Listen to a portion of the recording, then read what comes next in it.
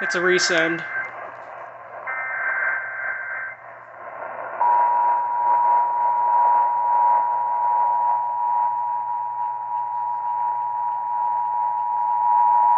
West Virginia State Police are looking for Carter Wayne Falks, a white male, 4 years old, approximately 4 feet tall, 40 pounds, blonde hair, blue eyes.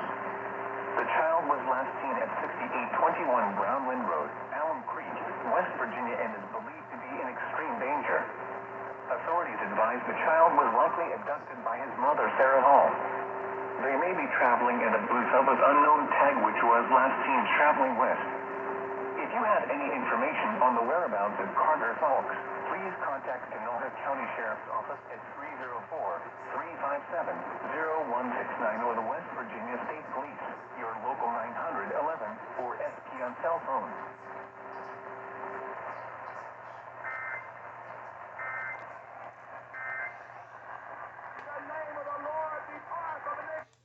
Imagine resetting an entire CAU just because West State Police